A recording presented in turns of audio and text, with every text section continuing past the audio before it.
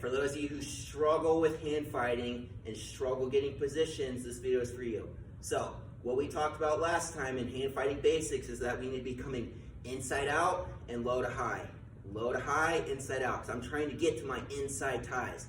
There are some shots where I can pull the trigger on an outside tie, but for the most part, most of my ties need to be inside. Now, when I'm wrestling for basics, my backhand is always my club. So if I'm a right leg lead, that means my left hand is always clubbing here. So I stay in good position here, left hand clubs, he collar ties back. Now this is where I come inside tie. But look at my elbow positioning here. When I'm here inside, my elbows are always pointed down. That gives me control to push it back and forth. If my elbows are tall, I can't push as well. Plus, I leave a lot of opening for my knees. I need to keep my elbows down here. Now, pay attention to my head position. My head is on the same side as my back leg hand. This gives me control, and it also gives me an angle towards his feet here. That's what I want.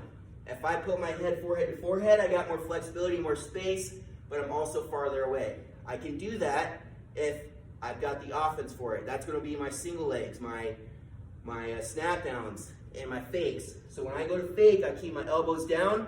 I'm going to disappear my head underneath of his shoulder and step in and penetrate into his leg like I would if I was taking an actual shot. So here, he's doing a good job pulling his leg back. My head needs to disappear underneath of this arm to get him to move. And then I'm going to use my hands to get him to move to then set up my attack. So here, disappear, use my hands, switch my feet up, circle and circle and circle him, come back and club again, back to my ties. So a little bit faster here. For wrestling, I go low to high, club, inside tie, pinch my head on the shoulder before I go forehead to forehead, disappear my head underneath, penetrate, step back, move, move, move, club back into it. When we're on our feet and we're hand fighting, we're always trying to get that guy to move. We're never shooting from a standstill, because if we're wrestling somebody who's good, we need their feet to move before we can pull the trigger so that they're not prepared for us.